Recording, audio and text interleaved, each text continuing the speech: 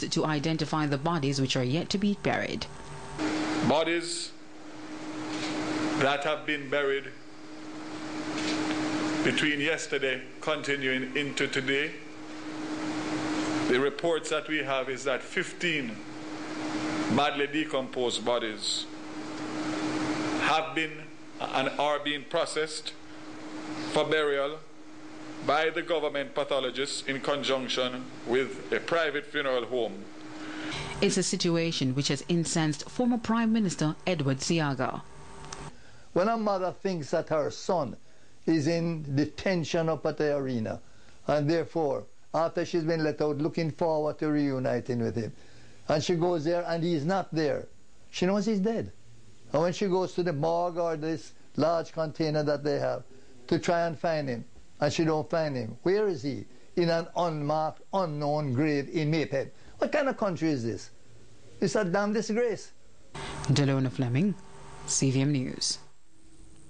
The National Democratic Movement says the police-military operation in Tivoli Gardens is now becoming a massacre. The party is calling for a full and thorough investigation into the operation. The NDM has said it recognizes there are dangerous criminals in Tivoli and other garrisons in Jamaica, highlighting they pose a serious threat to citizens of Jamaica and the security of the state, but warns criminality must be addressed in accordance with the law.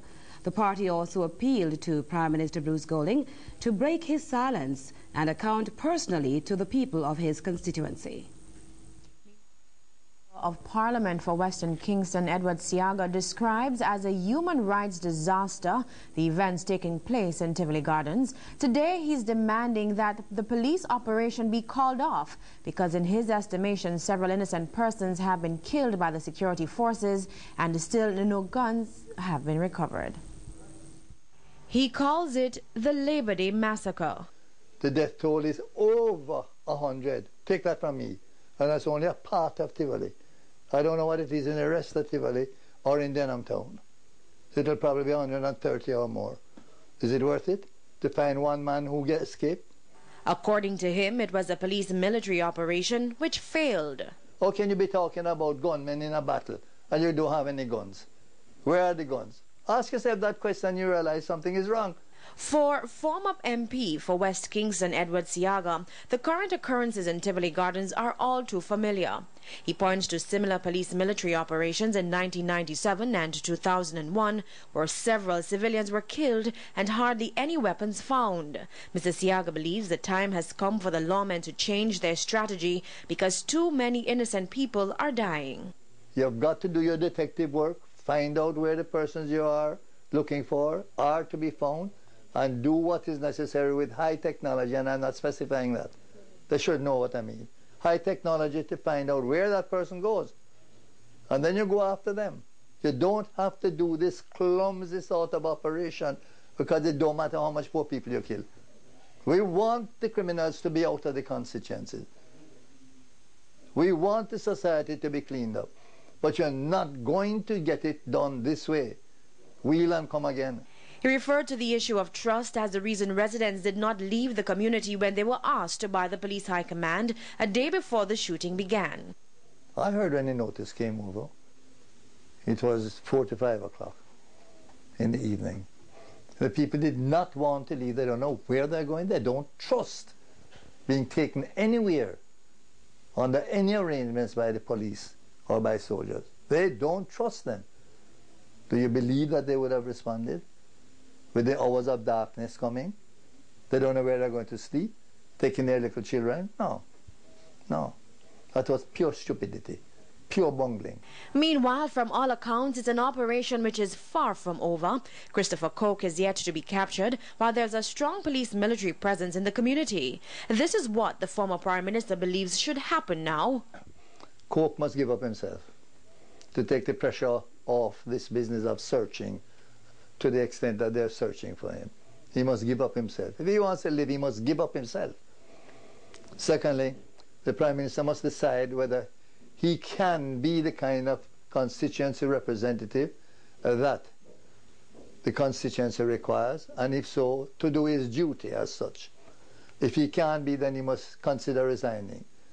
He has also taken issue with the approach of head of the Peace Management Initiative, Bishop Harold Blair. Disappointing, not using any analytical experiences he had from the previous incident in 2001. You don't just go there and hand poor people food and say, okay, sit down here till the next package comes. They want to get out. That's what you must call for. And the sooner the better. It's under this premise he's calling on the Prime Minister to take decisive action. If the Prime Minister is going to stay there, he must act as a Prime Minister. He cannot have the military dictating to him. Otherwise, he's no longer a leader. He's a lame duck. He must exercise his authority as a leader and take command of the situation. Get them out of there and get the police out of there. Free up the people to go and get something to eat and to live a normal life again. There's nothing for them to find down there. They're wasting time. He says he hasn't been in Tivoli Gardens since 2005, but Mr. Seaga says once the state of emergency has ended, he will visit the area. Now, meanwhile, Information Minister Darrell Vaz has reacted swiftly to Mr. Seaga's comments. That his comments are emotive comments, and I would not like to get into a debate in relation to whether they're accurate or they're not accurate. Everybody is entitled to their own opinion, and I would just say that it is a very emotional time for people that are closely associated with Tivoli Gardens. As we all know, he has been for 40 years, and therefore I would prefer to just say that that I would categorize them as emotive comments. 73 civilians were killed in the upheaval in downtown Kingston and its environs, as reported in the government's latest press briefing. But as we hear from Fabia Phillips-Lawrence, there is still discrepancy over the number of weapons recovered and the bodies piling up at the morgue. One of the main questions on everyone's mind is how many persons were really killed in the operation. So far, the official count from the government is 73 civilians and 3 law enforcers. The police are also querying whether 6 of the civilians came from West Kingston. Some still argue, though, that the figures quoted are not adding up. 26 civilians were reported injured and 28 from the security forces. The weapons count has risen by 2. It's now 4 rifles and 2 pistols reportedly recovered. When questioned about the matter, the police pointed to the 8,000 rounds of ammunition they say were seized in the operation. 7,000 rounds can be equated to a minimum of 7,000 Jamaican lives. And by any scale, any operation that recovers 7,000 illegal rounds is worth an effort. But it seems it will take more time to convince the public that more of a shootout took place instead of shootings. And a number of buildings have been searched, and there are still some others to be searched.